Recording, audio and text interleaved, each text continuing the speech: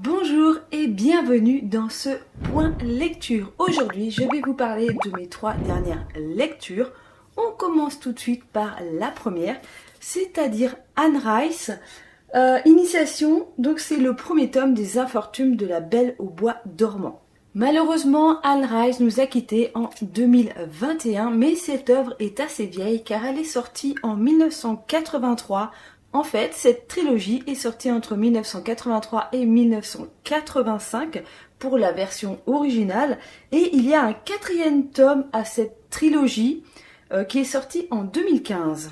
Alors ce livre, donc on va quand même rester sur une trilogie, cette trilogie et Anne Rice ne l'a pas sortie sous le nom Anne Rice au départ. Elle l'a donc écrit sous un pseudonyme, c'est-à-dire A.N. Rocklore. Et pour la France, il a été traduit en 1997. Alors en fait, cette saga a toute une histoire, c'est que Anne Rice avait donc eu un super succès avec Entretien avec un vampire.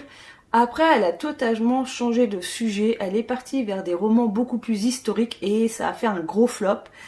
Et pour remédier un petit peu, pour se redonner un petit peu d'ampleur après ce gros flop, en tout cas se redonner l'envie d'écrire, elle est retournée à ses premiers amours, ce qu'elle avait l'habitude d'écrire dans les années 60, c'est-à-dire de la littérature érotique. Alors, il faut savoir que ce livre, au moment de sa sortie, cette trilogie a été très controversée, en particulier par les féministes qui se sont totalement insurgées contre elle, contre Anne Rice par rapport à ce qui se passe dans ce livre. Et Anne Rice, pour se défendre, a dit que les droits des femmes, parce que voilà, on lui disait oui, d'écrire des choses comme ça, alors que voilà, on est censé défendre nos droits.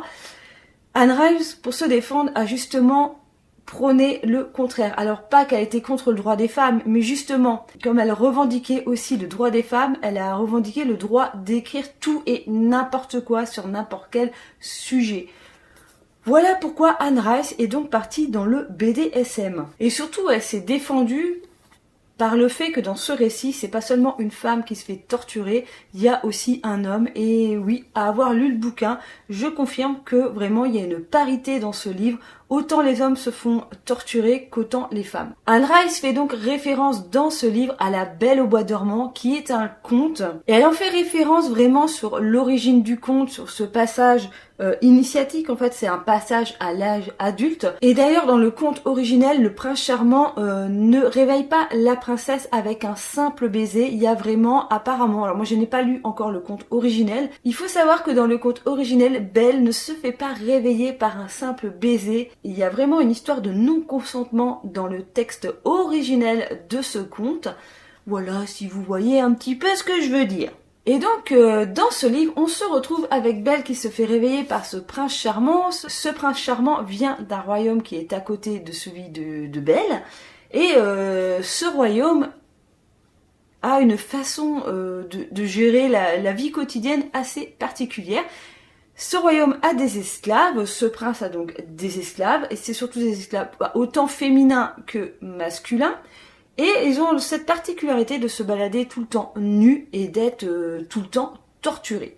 Voilà, cette société trouve un malin plaisir à torturer leurs esclaves. Donc au cours de ce roman, on va donc assister à différentes tortures plus ou moins tordues, parce qu'il y a des moments où je suis même en train de demander comment la personne peut être encore vivante quand on voit la taille des choses qu'on peut leur fourrer dans n'importe quel orifice. Surtout dans la partie avec l'homme, je trouve quand même que il aurait pu partir aux urgences plus d'une fois quand même, ce malheureux. Et donc on va suivre l'initiation de Belle à la soumission face à ses souverains. Alors en fait, il faut savoir que tous ces esclaves ne sont pas des gens du bas peuple, issus des souverainetés qui sont à côté, c'est vraiment des futurs rois et reines qui se retrouvent pendant en fait 4-5 ans à être totalement soumis. Voilà, c'est vraiment un régime très très particulier en fait, cette royauté. Et le message en fait qui est à retenir de tout ça, c'est que ils sont là pour briser cet orgueil qu'on peut avoir quand on sait qu'on va devenir souverain. Voilà, le statut de prince et princesse, cette hautaineté, oui, cet orgueil. Ils sont vraiment là pour montrer la soumission à ces futurs souverains. Et du coup, c'est pour ça que je vous dis que c'est quand même un roman assez initiatique de façon assez particulière. Parce que oui, quand on devient adulte, on est obligé de se soumettre à énormément de contraintes de la société et c'est un peu ça que Anne Rice voulait mettre dans son livre. En tout cas, voilà, elle l'a exprimé d'une façon totalement différente, mais c'est vraiment son message final. Alors moi, je lui ai mis la note de 12 sur 20 parce que j'ai trouvé que l'idée n'était pas mauvaise en soi, hein. C'est un concept, parmi tant d'autres, c'est un concept. J'ai pas forcément adhéré au truc et puis en même temps j'ai trouvé ça hyper redondant. Il n'y a pas réellement d'histoire, hein. C'est vraiment Belle qui se retrouve esclave. Voilà, on lui fait faire des trucs. Elle passe sa vie à quatre pattes, le cul à l'air. Je trouve que c'était très très redondant, même quand on est passé avec le prince Alexis, je crois, de mémoire. C'est pareil, lui aussi il explique comment il a commencé, comment ça s'est passé, ses débuts, tous ces espèces de jeux de rôle qui sont maintenus entre les différents esclaves, plus le prince, tout ça. Et ouais, j'ai trouvé ça hyper redondant, quoi. Clairement, c'est un peu tout le temps la même chose et il n'y a pas une trame, il y a une trame de fond parce que c'est une initiation, mais j'ai l'impression qu'on n'en vient pas au bout, même par rapport à la fin de ce premier tome. Voilà, je trouve qu'il n'y avait pas, il n'y a pas un suspense de ouf. Voilà, t'es juste, toi aussi, t'es soumis à devoir accepter ce qui se passe parce que Belle, en fait, c'est ça, elle refuse rien du tout. De toute façon, elle sait que si elle refuse les choses, ce sera pire pour elle et qu'elle va avoir encore plus de sévices. Donc elle est obligée d'assouvir toutes les envies de ce prince et de cette reine, parce que la reine aussi s'y met aussi fortement. Et le pire dans tout ça, c'est que Belle prend quand même son plaisir à assouvir son prince. Elle est demandeuse de la chose. Ça en fait vraiment un texte très particulier. Ouais, c'est vraiment de la torture gratuite. Et puis il y a une recherche dans tout ça, de jeu, de joute. Voilà, on est vraiment plongé dans une ambiance médiévale, hein, avec des chaînes, avec des banquets. Voilà, l'environnement a été sympa, mais je me demande toujours où Anne Rice a été chercher tout ça. Alors sur le côté historique, voilà, par rapport au fait que ces bouquins historiques n'avaient pas forcément marché, elle nous dépeint un Moyen-Âge quand même extrêmement loin de la réalité, vous vous en doutez quand même, hein. Mais ouais, c'est quand même assez étrange. J'ai beau avoir fait des recherches, je ne sais pas exactement, même si, voilà, elle aime beaucoup la littérature érotique, je n'ai pas réussi à retrouver ces textes des années 60. Je sais pas réellement si ça doit être trouvable, hein, peut-être en bibliothèque, mais en tout cas sur internet ça a été difficilement, j'ai rien trouvé. Et j'ai pas réussi à trouver voilà la réelle cause de cet engouement pour le BDSM. Donc pour cette trilogie, eh bien je vais m'arrêter au premier tome parce que ça a quand même été une sacrée souffrance pour moi. Voilà, même s'il y a des moments, voilà, c'est un peu sympa, mais j'ai trouvé, comme je dis, c'était assez redondant. Il y a pas beaucoup de temps mort, il y a pas une recherche vers autre chose. Belle, c'est vraiment elle dort, elle se réveille, elle se fait torturer jusqu'au moment où elle va dormir. Même quand elle dort, j'ai l'impression qu'elle se fait torturer. Voilà, il y a pas de répit, elle recherche pas autre chose, elle sait qu'elle doit subir tout ça et qu'elle doit fermer sa gueule en gros. Et voilà, il n'y a pas de rébellion, c'est une entière soumission. Et ça va pendant un temps. Mais clairement, au bout d'un moment, ça m'a un petit peu gonflé. Donc voilà, je ne lirai pas les deux autres tomes et le quatrième. Surtout qu'apparemment, ça a l'air d'être de pire en pire au vu ce qu'on m'a dit. Donc je pense que je vais m'arrêter là, hein. J'ai eu ma dose, comme on pourrait dire. Le prochain roman que j'avais envie de vous parler, c'est Le Trou de Hiroko Oyamada. Alors là, on est sur un tout petit roman qui fait à peine 200 pages. Je crois qu'on est à 170 pages. Donc on suit une jeune femme qui va suivre son mari qui a été muté à l'autre bout du département, donc au Japon, dans leur département, et il a été muté où habitent ses parents à lui. Ses parents ont une maison en location et ses locataires de cette maison vont partir. Voilà, et bizarrement ça tombe très bien. Comme ça, lui, il peut récupérer la maison et sa mère lui loue gratuitement, ce qui fait que sa femme, qui est donc la narratrice de ce livre, se retrouve à devoir vivre en pleine campagne alors qu'ils habitaient à la ville. Et c'est surtout que elle n'est pas forcément à 100% obligée de retrouver un job tout de suite. Ce n'est pas urgent car il n'y a pas de loyer à payer. Donc en gros le salaire de monsieur pourrait suffire. Et va passer ses journées à découvrir un peu son environnement. En plus, vu qu'elle est juste à côté de la maison de sa belle-mère, elle constate qu'il se passe des choses un petit peu particulières. Chez sa belle-mère, il y a le grand-père qui est encore vivant, qui aime beaucoup être dans le jardin, et elle se demande un peu ce qu'il fait parce qu'il passe énormément de temps dans ce jardin. Et jusqu'au jour où sa belle-mère lui demande de faire une course particulière pour elle, et en chemin, notre narratrice va tomber dans un trou. Voilà. En suivant une bestiole qu'elle a vue. Elle se demande ce que c'est cette bestiole qui est toute noire. C'est pas un chat, c'est pas un chien. On ne sait pas trop. Elle suit cette bestiole et pouf, elle tombe dans un trou. De là s'ensuit une rencontre avec différents personnages qui la sauvent de ce trou. Et là, vous voyez tout de suite le parallèle entre Alice et son lapin et son histoire de trou. Alors, même si à première vue, si tu n'as pas lu Alice au Pays des Merveilles, tu vois pas forcément la corrélation entre les deux. Parce que dans ce texte, quelqu'un l'aide à sortir de ce trou et tu comprends très très loin dans le texte que tu sais pas si t'es vraiment revenu dans la même réalité ou pas. C'est surtout à la fin, en fait, que il y a un retour en fait à la réalité. Tu te dis mais qu'est-ce qui s'est passé là? C'était vrai, c'était faux, où elle était?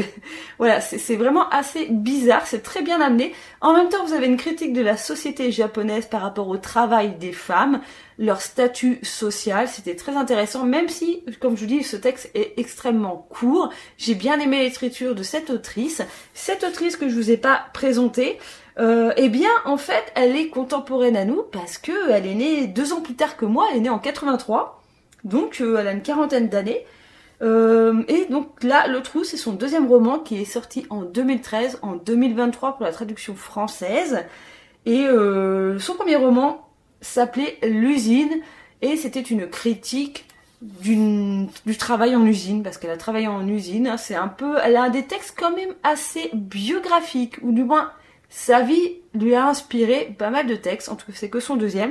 Je pense que je vais zioter le jour où elle sortira un 3e roman et peut-être me procurer le premier, L'usine, parce que j'ai vraiment bien aimé son écriture. Je connais très très peu d'auteurs japonais, c'est pas du tout mon type de lecture à la base. J'aime bien la façon que les choses sont amenées, j'aime bien leur imaginaire. C'est toujours très poétique, très frais. Alors souvent, je vous dis que c'est très visuel ce que je lis. Je vois très bien, on visualise très très bien les paysages, tout ce qui se passe, voilà, l'ambiance. Et là, dans ce texte, tu avais ça, et en même temps, tu avais le bruit, ce qui est encore mieux. Tu entendais le bruit du ruisseau, là. Pour faire la course qu'on lui a demandé, en fait, elle doit marcher le long d'une berge. Et donc, ouais, on a même le bruit de l'eau. J'ai presque envie de te dire le bruit des animaux qui se baladent dans les feuilles, dans les fourrés. Ouais, j'ai trouvé ça extrêmement poétique et super frais. C'était une lecture extrêmement printanière, comme on pourrait dire. Alors moi, j'accorde pas du tout une histoire de saison par rapport à mes lectures. Je peux te lire un bouquin qui se passe en pleine neige au mois d'août, ça ne me dérange pas du tout. Mais là, oui, j'ai trouvé que c'était très très frais. Et ouais, très poétique, très doux. Et en même temps, tu te poses 1 milliard de questions sur qui sont ces personnages. Ouais, il y a des choses bizarres. Il y en a, tu sais pas. Au final, tu sais pas s'ils existent ou pas. C'est très étrange. Et comme c'est marqué derrière, plongeant le lecteur dans un imaginaire envoûtant. Bah ouais, c'est ça. T'es totalement envoûté par ce texte. Je l'ai lu assez rapidement. Et donc elle a reçu le prix Akutagawa, c'est l'équivalent du Goncourt au Japon. Donc une autrice que je vais sûrement suivre ses sorties littéraires parce que j'ai vraiment bien aimé son style d'écriture. Mais pourtant je lui ai mis seulement la note de 14/20. C'est une très bonne note, c'est pas une mauvaise note, mais moi j'aime bien qu'on m'explique un peu alors j'aime bien qu'on me laisse dans le flou, j'aime beaucoup les choses mystérieuses, mais j'aime bien aussi quand au bout d'un moment on m'explique clairement, voilà, ça c'était ça c'était ci. J'aime bien, sinon en fait je reste trop sur ma faim, voilà. C'est-à-dire que après je pars un peu dans tous les sens, ce qui est le but généralement dans les livres, hein. Mais moi j'ai quand même envie de connaître en fait ce qu'il y avait dans la tête de l'autrice, vraiment à la fin de ce livre. Et donc les thèmes qui ressortent de ce roman C'est donc les normes sociales sur la vie de couple, comme je vous disais, sur la place de la femme dans la société japonaise.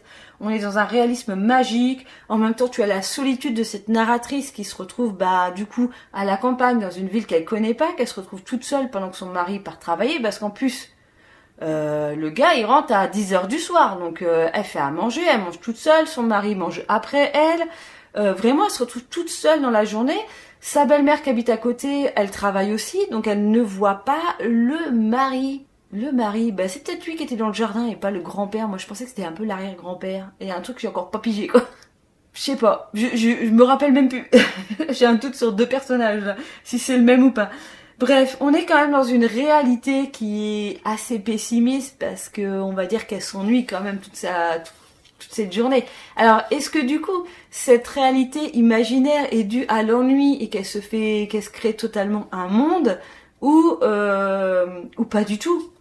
Ou elle a bouffé un champignon hallucinogène sur le bord de l'eau? On ne sait pas trop. Voilà, c'est un peu cette ambiance de ce livre, tout ce méli-mélo, et ouais, je l'ai trouvé extrêmement court. Je serais bien restée 150 pages de plus avec elle, avec cette narratrice, parce que voilà, j'ai bien aimé son petit parcours là, ses petites activités, ses petites rencontres, c'était sympa. Moi, j'avais envie de continuer, quoi. Clairement, je veux pas vous raconter la fin du livre, mais j'avais envie de savoir les suites, si au bout d'un moment il se passait d'autres trucs, quoi. Voilà pour cette lecture. Ensuite, j'ai enfin terminé Le marché aux poupées de Quentin Marchal. C'était un sacré gros pavé cette histoire. J'ai mis beaucoup de temps à le lire parce que le texte est extrêmement dense. C'est le 3e roman de Quentin Marchal et il est sorti l'été dernier en 2025. J'ai vu qu'en fait c'était un 2e tome. Il a sorti Loup-garou, je crois, juste avant, ou Le jeu du loup-garou. Je ne sais plus exactement le titre du bouquin. Mais clairement, vous pouvez le lire indépendamment. Moi, ça m'a pas soucié du tout parce que je m'en suis pas du tout rendu compte. Oui, bon, les personnages, ils se connaissent avant le début du bouquin, mais il n'y a pas de référence au tome d'avant. C'est ça que je veux dire. Donc, on est sur une histoire d'un groupe d'amis qui est dans une association de lycée, une association de cinéastes amateurs. Voilà, ils créent des films et ils vont se retrouver au cœur d'un jeu morbide avec plein de massacres et leur association en gros va être la cible de cette espèce de jeu très glauque, très gore. Je trouve clairement qu'on était un petit peu à la Squid Game, entre Squid Game, Royal Battle, voilà, des petites choses comme ça. Alors, en gros, ils se retrouvent donc dans un camp de vacances, en pleine forêt, pour faire leur petit film. Et là, ils se retrouvent, on va dire, la moitié de leur troupe se retrouve massacrée, la moitié qui meurt dans des conditions bien dégueulasses. Et par contre, c'est superbement bien écrit. Vous avez vraiment tous les détails bien morbides. Si vous aimez les choses bien gore, ce bouquin, il est fait pour vous. Parce que vous ressentez la douleur de tous les personnages. Et pour en revenir à cette histoire de jeu, pour aller un petit peu plus loin dans le bouquin, finalement, oui, ils se retrouvent donc au cœur d'un jeu. C'est pour ça que certains des membres de cette association ont été massacrés. Et pendant tout ce livre, ils vont essayer de survivre à leurs assaillants qu'on appelle des sorcières. Parce qu'en fait, ils sont dans un jeu où il y a des sorcières qui doivent tuer des polissons. Et donc les polissons, c'est eux. Et tout ça est dans un contexte urbain, contemporain. Ce sont des jeunes qui sont, spécialisés dans l'informatique, dans le hacking. Voilà, ils s'y connaissent fortement. En tout cas, plusieurs d'entre eux s'y connaissent fortement. Ça n'a pas forcément été évident dans cette lecture. Dans tous les moments, il y a des moments où tu te sens vieille, Pour mes 45 ans, je peux vous dire qu'il y a des moments où je me suis dit, ok, il va falloir que je me concentre pour suivre. Et pourtant, je suis pas forcément une grosse quiche en informatique, mais je pense que c'est un bouquin très bien adapté pour les geeks, parce qu'on te parle de hacking, on te parle de brouilleur d'ondes, on te parle de wifi, on te parle de drones, plein de choses comme ça, d'imprimantes 3D. C'est extrêmement contemporain. Les dialogues aussi sont vraiment d'actualité. Moi qui ai l'habitude de lire plutôt des choses du 20e, j'ai très peu de lecture du 21e siècle, en tout cas avec un auteur contemporain. Là c'est très contemporain. Alors il n'y a pas non plus des wesh yo, et des trucs qu'on comprend pas au niveau du texte. Mais voilà, c'est très contemporain. Hein. Ils utilisent leur téléphone. Je vais pas je vais pas rentrer dans les détails, mais ils vont tout faire pour s'en sortir avec les technologies actuelles. Voilà, on peut résumer ça un petit peu comme ça.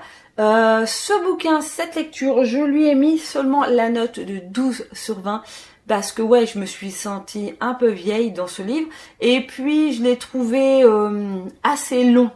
Alors, long dans le sens où il y a pas mal de scènes où t'es presque en temps réel. Mais ce qui fait que en fait l'histoire avance très très lentement par moment. D'ailleurs, l'ensemble de l'histoire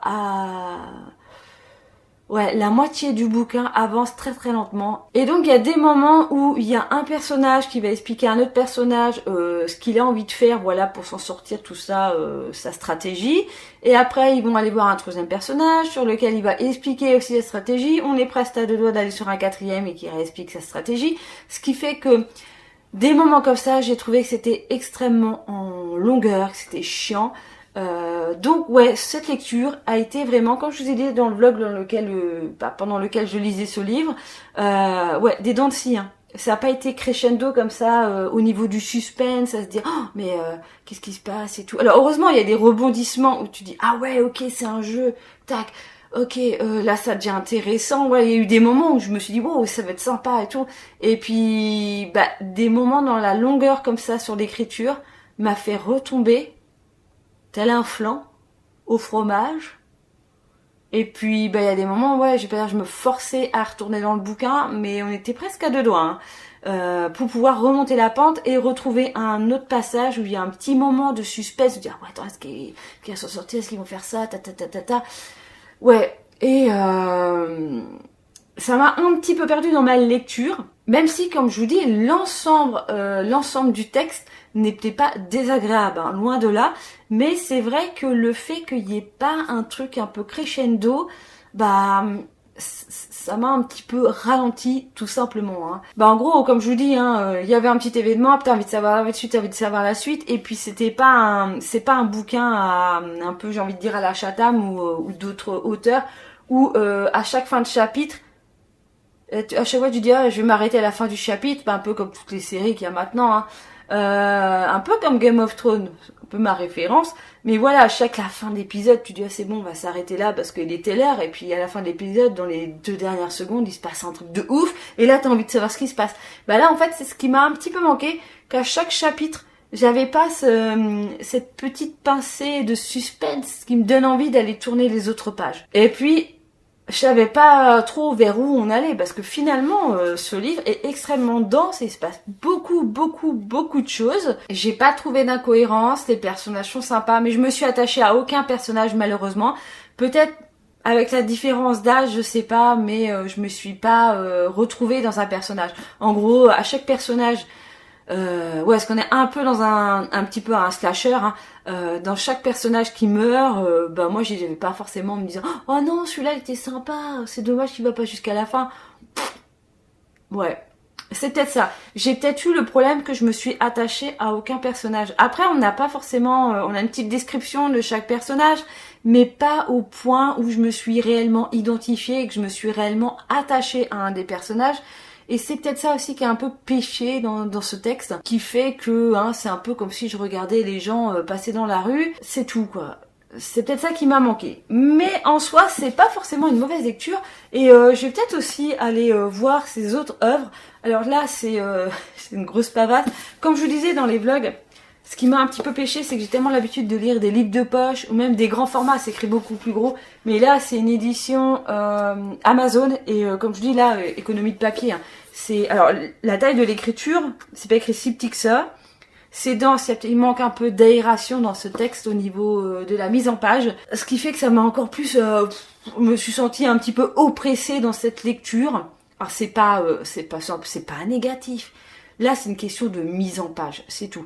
440 pages, je pense qu'avec une mise en page plus aérée, une écriture peut-être un petit peu plus grosse, ça aurait fait du 600 pages, et j'aurais peut-être eu l'impression d'avancer plus dans le texte, parce que moi qui lis pas vite, j'avais l'impression de passer 10 minutes sur chaque page. voilà, ça tournait pas assez vite pour moi et je pense que là c'est juste une question de pratique, hein. C'est juste une question de mise en page. Le papier en lui-même est très bien, il n'y a pas de souci, hein. Franchement, moi j'achète, c'est la première fois que je reçois un bouquin venant d'une édition Amazon, imprimé par Amazon. Le papier est vachement bien, hein. Franchement on peut dire ce qu'on veut sur Amazon, mais moi j'ai pas été déçue, surtout pour de l'arbac. Alors ça aussi c'est pas forcément ma passion, moi je préfère largement les brochets parce que ça c'est un peu rigide. Mais je tiens à constater que pour avoir passé 3 semaines, un mois à le lire, il est magnifiquement en bon état, même s'il m'a suivi dans la salle de bain. Oui, il a été dans ma baignoire. Eh bien, il a extrêmement bien survécu par rapport au brochet. Je tiens à le préciser quand même. Eh bien voilà, c'était mes 3 dernières lectures du moment. J'espère que cette vidéo vous a plu. N'hésitez pas à me laisser un petit commentaire avec même un petit emoji, ça coûte rien. Juste histoire de montrer que vous êtes passé sur cette vidéo et afin que YouTube...